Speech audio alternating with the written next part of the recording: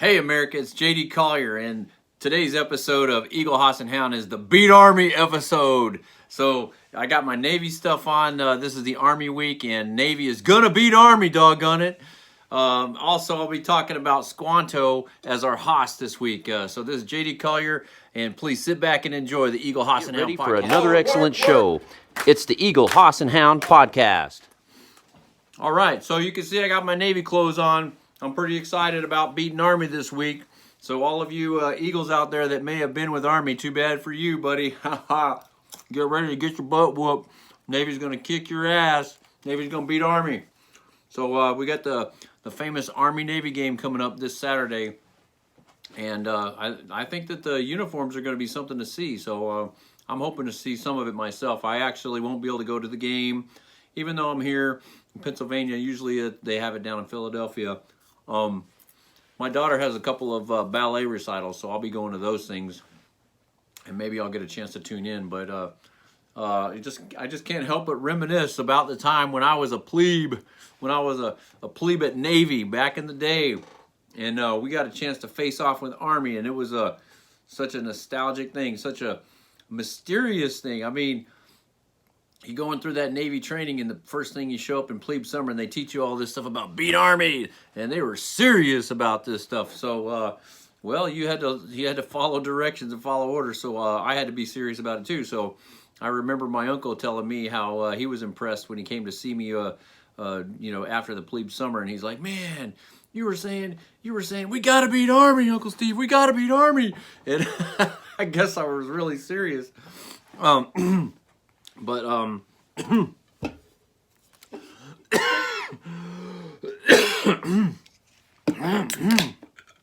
well, sorry about that. I just breathed in some popcorn.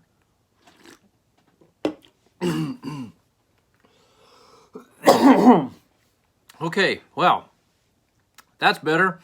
I think, for those who are listening, I'm eating some popcorn.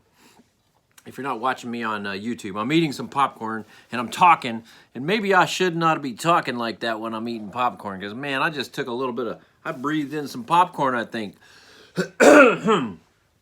So a little swig of beer, take it down, so clear it out a little bit. All right, seems like that's better. Now where was I? Oh yeah, beat Army. That's right. It's time for the Navy to beat Army. Let's not forget. We're serious about this, okay? So, my plebe year at the academy, our football season, well, it wasn't really much to talk about. I mean, I remember we had this coach. His name was Uselak, and one of the cheers that we made in the stands was Uselak, pass, pass, pass.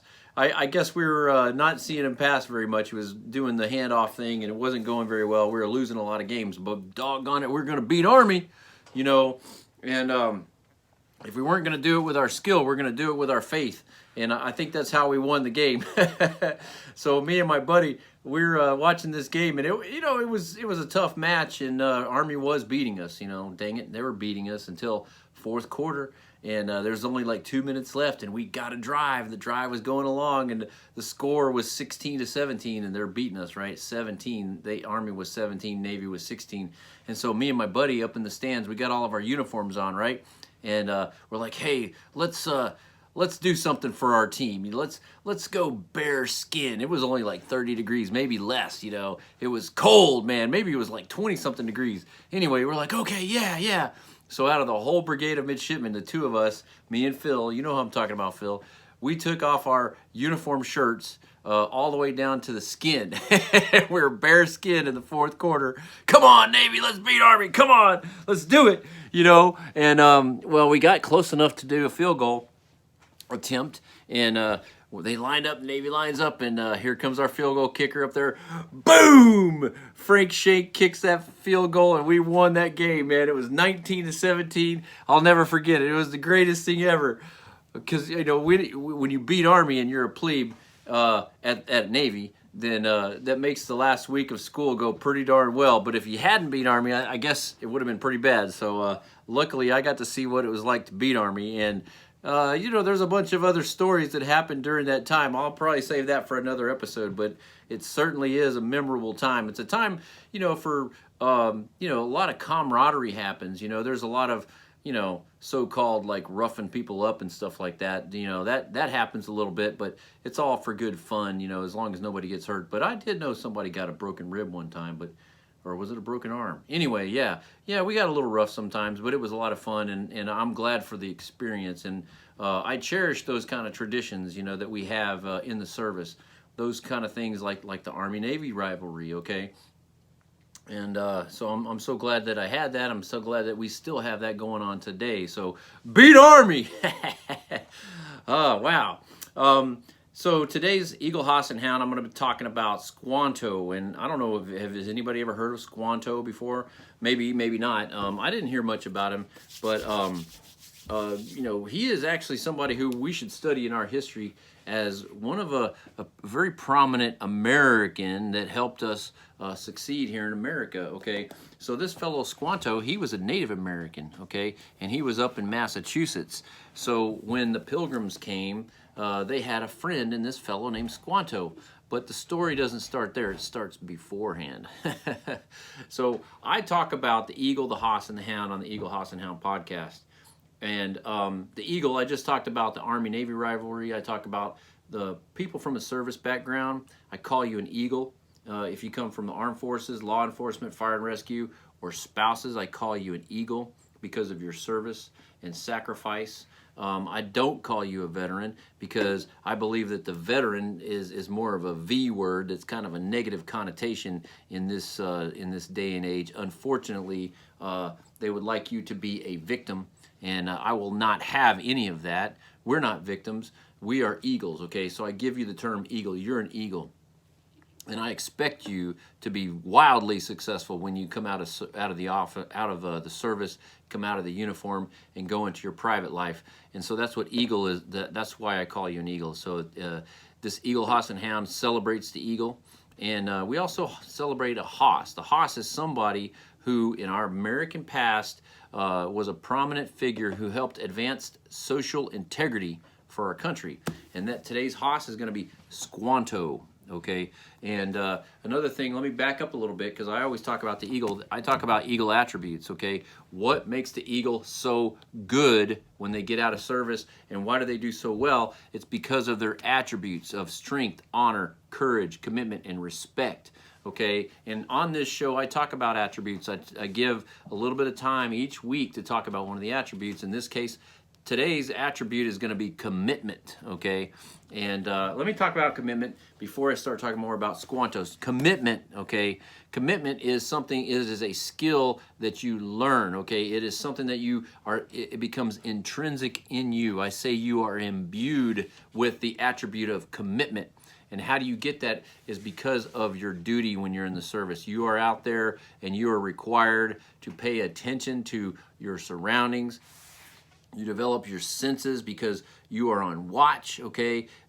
You know, you have to pay attention and you have to report what you see, and then you have to act on what you see because you learn how to stand watch. You develop some heightened senses because of that, and you are committed to accomplishing that mission.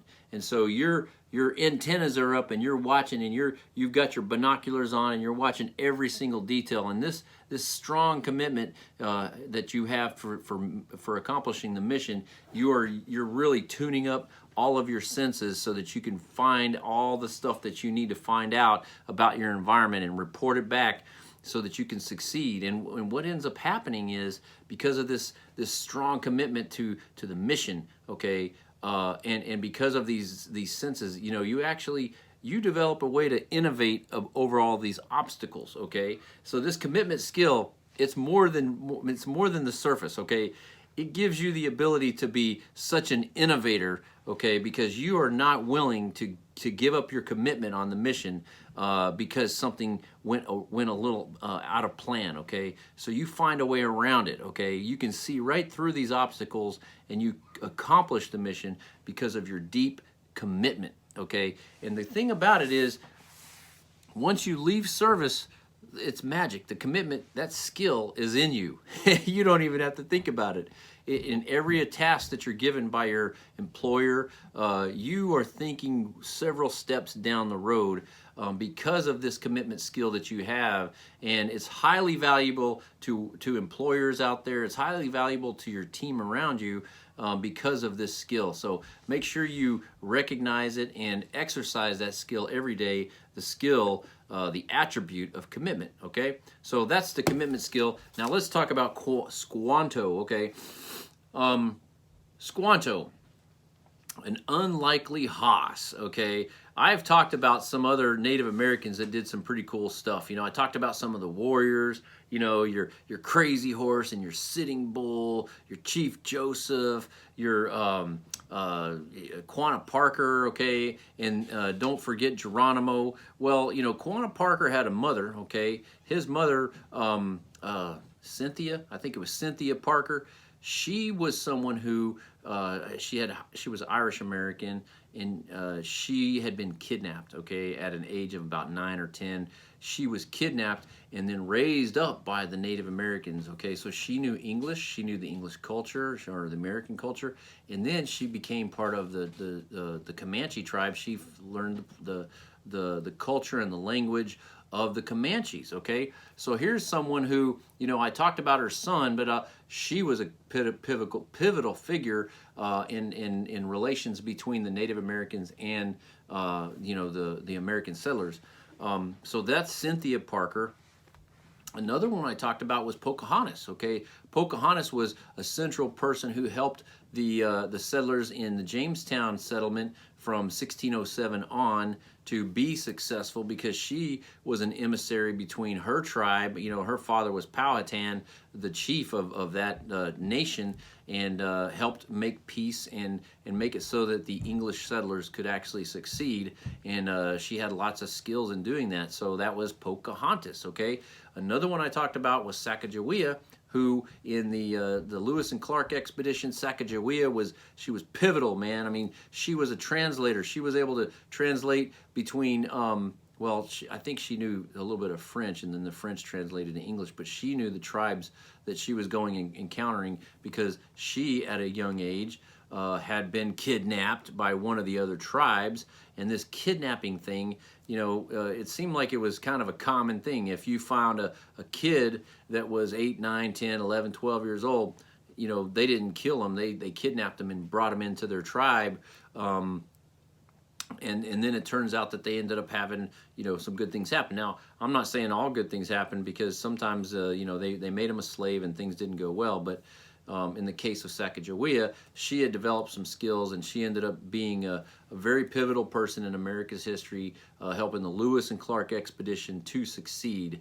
Okay, so here I said all that to you because all of those other previous figures that had been pivotal, had been had some language skills, you know, and they mixed in with the others. They were able to be emissaries. Same thing happened with this guy named Squanto. So this is Squanto, who was he was part of the very first Thanksgiving celebration of America, and we're only a couple weeks after Thanksgiving, so I'll mention this. Thanksgiving, it's a pretty cool time here in America. We celebrate it on the 4th Thursday of the month of November every year, and it was made into an official holiday by Abraham Lincoln in 1864. But we've been celebrating it pretty much ever since the Pilgrims came. The Pilgrims landed in 1619. Pretty tough time. It took them, 66 days to get across the Atlantic, and it was a tough time. The Pilgrims were Puritans. Okay, they were trying to worship God in the way that they wanted to. They didn't want to have to be told how to do it. They wanted to do it according to what they thought was right by reading the Bible and doing as they saw fit. And they were escaping Europe because Europe was a mess, man. I mean, you had England. I'll have to back up a little bit. Well, what would make these Puritans, these Pilgrims, get on a ship and go so far out of their way and try to live in the wilderness amongst the tribes that may want to kill them, why was that preferable than staying back in Europe? Well, I'll tell you why. Because Europe was a doggone mess, okay? Europe was a mess because the many of the nations in Europe, there were monarchies, okay? England being one. England had several kings that, I'll start talking about Henry VIII, okay? Henry VIII in the early 1500s, he becomes the king, and his wife wasn't producing the babies that he was hoping for. He only got one girl, and her babies were miscarriages, I guess. Things weren't working out, and he wanted to divorce her and get himself another wife so he could have an heir. He wanted a son. Turns out that they wouldn't let him have a divorce, and they being the Catholic Church. Okay, so he was a devout Catholic at the time. They were practicing Catholicism in England, and there wasn't much of this Protestant religion going on. There wasn't a lot of that, but there was the Protestant after that fellow named Martin Luther had, he nailed his grievances up on the door and says, this whole Catholicism thing is messed up. He believed it should be done another way. So anyway, England was Catholic, and Henry VIII, he decided he wanted to get divorced, and he had to appeal to the Pope. And it didn't go well, and basically they said they were denying it, and so he decided to divorce England from the Roman Catholic Church, and he started his own church, okay, the Church of England, okay, Henry VIII. And Henry VIII was kind of a brutal guy. He went through a whole bunch of different wives, divorced them, and he even beheaded a couple of them. He wasn't a very nice guy, and I still don't think he got the heir that he was looking for, because after he passed away, his daughter, who was Mary, she became queen, and he actually tried to make it so that some other one would become queen, but it didn't turn out good because he was dead and he couldn't do anything. A week later, I think it was Lady Jane or something like that. Well, she was queen for a week, but then they got rid of her. What is it, sweetie? Hold on a second. I got to talk to my daughter. Go, mighty Navy. Go, go, mighty Navy. Go, mighty Navy. Go, go, mighty Navy. Go, go, go, go, go, mighty Navy. Go, go, mighty Navy. Beat Army! All right, so I'm back. I had to handle my daughter. She wanted a little snack, so she came down and asked Dad. I'm in my basement office down here. So where was I? All right. I was talking about how England is such a mess. Europe was such a mess. There was a lot of religious stuff going on. The different monarchies in Europe, of course, they're warring all the time. And part of when they try to make peace, they would sometimes intermarry, So it seems like the first bride of Henry VIII in England had come from France, or maybe Spain. It was Spain. Sorry. Anyway, that's how they try to make peace: is have, hey, promise my daughter to marry your son, kind of thing, And well, there was all this strife going on. So, like I said, Henry VIII, he divorced England from the the Catholic Church, but when he died, his daughter Mary, she was Catholic. His daughter was Catholic, and she's like, no, we're going back to Catholicism. So they're flipping and flopping from Protestant to Catholic, and so she's the queen, Mary is the queen, and she's having all these Protestants killed. I mean, she is just brutal, So they actually called her Bloody Mary. She got this nickname because she was so brutal and people were dying. And Mary, she only lasted for 5 years as a queen, and then she died, some kind of cancer probably. And then the next queen comes along. I think her name was Elizabeth. She was Protestant, so she's reversing it the other way.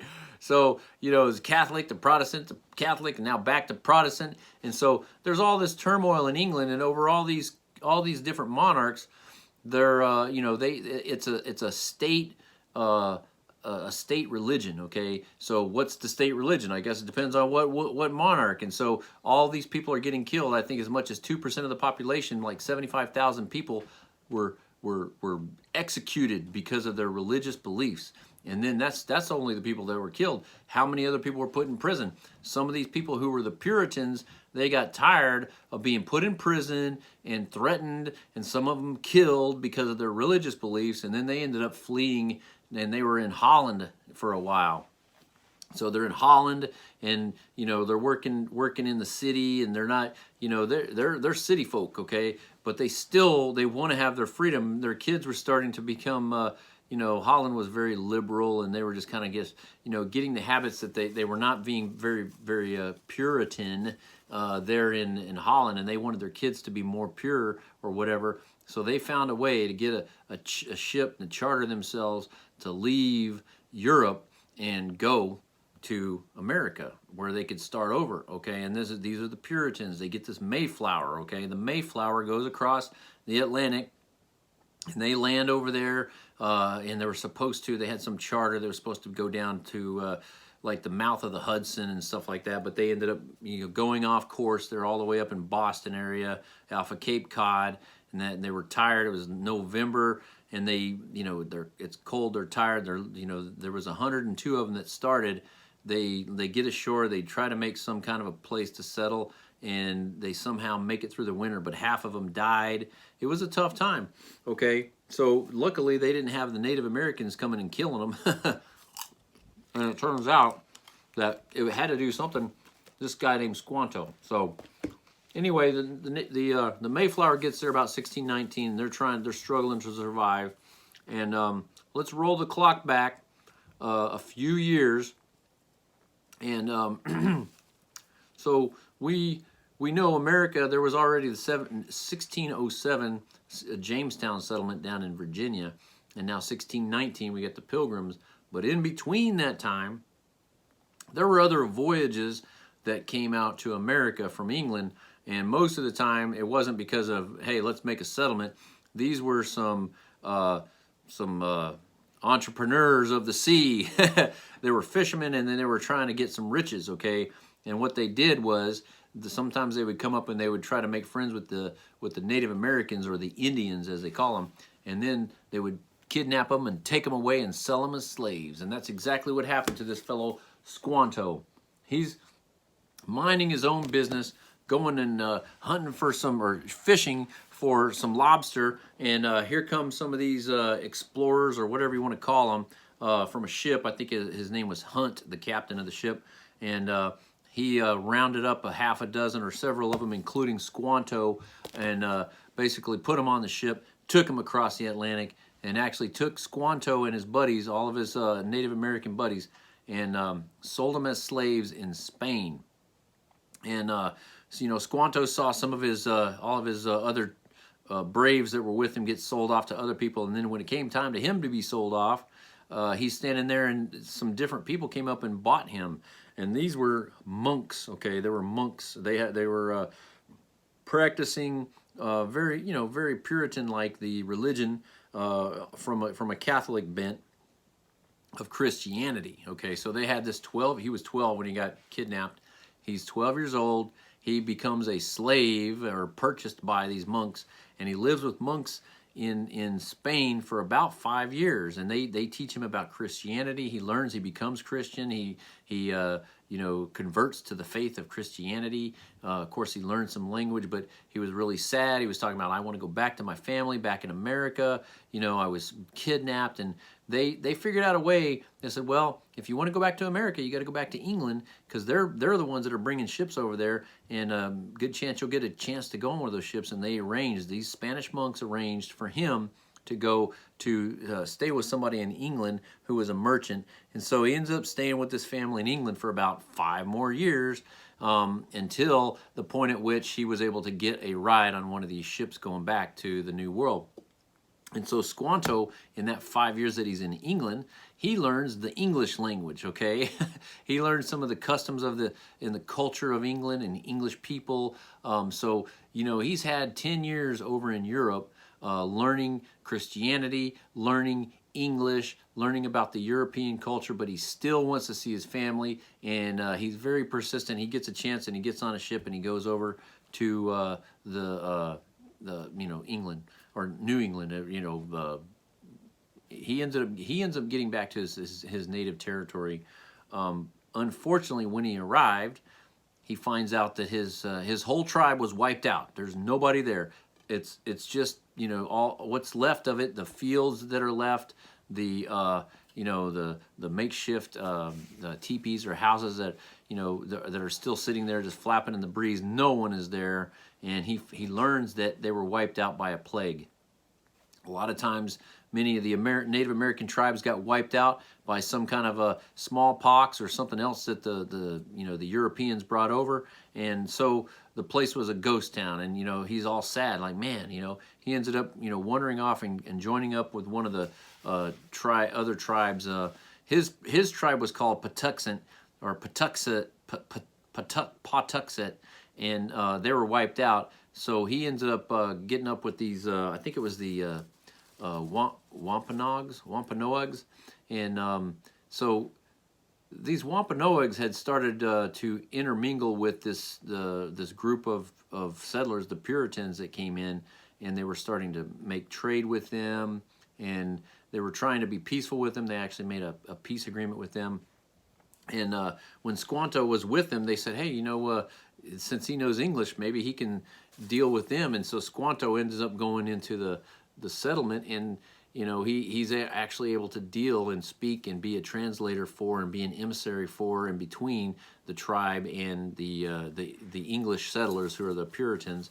And the settlers, they really appreciated that, man. I was talking about how bad it was. They were dying. They were barely making it through the wintertime. They didn't have any food. Well, here comes the spring, and Squanto, knowing English and being, understanding their situation. He lost his whole family. He was pretty, he had some mercy on them, and he taught them things. He taught them how to plant 3 kernels of corn. Look, I'm eating corn right now. Put 3 kernels of corn in the hole and take some fish and put them in there with them for fertilizer, and then you grow your corn crop. And from him teaching them how to do this, and teaching them how to plant, and teaching them how to even go and fish and find certain kind of berries and fruits and things and roots and vegetables and all that stuff, taught to those Puritan pilgrims by Squanto, they were able to have a great harvest that year. And because of that, at the end of the year, they said, hey, we're going to give thanks. So William Bradford, the governor of the new colony, he calls for a feast. And the Wampanoag tribe, they bring 90 people over there, 90, and lots of 5 deer. And for 3 days, they have this magnificent feast and play games and have a great time. And why? Because this fellow Squanto was able to help get them on their feet and get them in a point where, like I said, these Puritans, they were city folk, okay? They worked in little factories and stuff they didn't know how to grow crops, but they were so scared of what was going on over there in Europe, they were willing to risk anything, including death, starvation, just to get away from there and go to a wilderness where they could practice their own religion, and that's what they were doing. So, Squanto, unfortunately, the next year, he caught some kind of a fever, and he passed away, and unfortunately that happened to a lot of Native Americans. So they were pretty scared to deal with the Europeans because there was too much plague. And so anyway, I raise up Squanto as a hoss because here's a guy who was able to promote a social integrity between and basically have some love and some peace and some mercy between the Native Americans and the new settlers that were there in America to help America start, okay? So we're very thankful for that. We're thankful for our Thanksgiving feast. We're thankful for, just being able to be here in a place where we in America are free to have the religion that we want to have and to practice it and have freedom of speech. And these kind of things are in the beginning of America, even when we're still part of the colony of England. We had this sense of being on our own, okay, being different, having our own thing going on. And, it started us in the direction of finally getting rid of England and being able to be independent. So I really like Squanto. I hope you do too. I consider him a hoss. And I'm looking at the last couple episodes for this year. Been pretty much given one every week, and this is no different. Got 3 more weeks after this one, 3 more episodes. looking to do maybe even 2 episodes on Muhammad Ali. Okay, and then I think that last episode of the year, I'm probably just going to do like a wrap-up episode, kind of a summary of several things that I've done in the first year with you. So then I think next year, you know, give me your comments if you have some ideas. But next year, I think I'm going to downshift a little bit because I want to shift into more quality programs or more quality content and not so much quantity. So I've been pushing myself hard to do one per week. So I'm going to do a little bit less frequent, but I'm going to do higher quality episodes. So tell me if you like that idea, okay? So this is JD Collier with Eagle Hoss and Hound, and this is the Beat Army episode. So thanks for joining the Eagle Hoss and Hound podcast. And remember to like and subscribe. All right, talk to you later. Yeah, there's my puppy. There's Vader. That's my dog. Yeah, you were trying to get my attention when I was doing that podcast, weren't you? I heard you out here barking. Yeah, this is Vader. Can you say hi, Vader? Arr, roo, roo. Can you say roo, roo, huh, puppy? Say roo, roo. Yes, there's my puppy. Yes. Vader's almost 16 years old. Yeah, he's an old boy. Get up, 4:45. I go to work and I hit the floor. Hard work, work. A hard work, work. A hard work, work. A hard work, work. Hard work, work. All right, guys, that's awesome.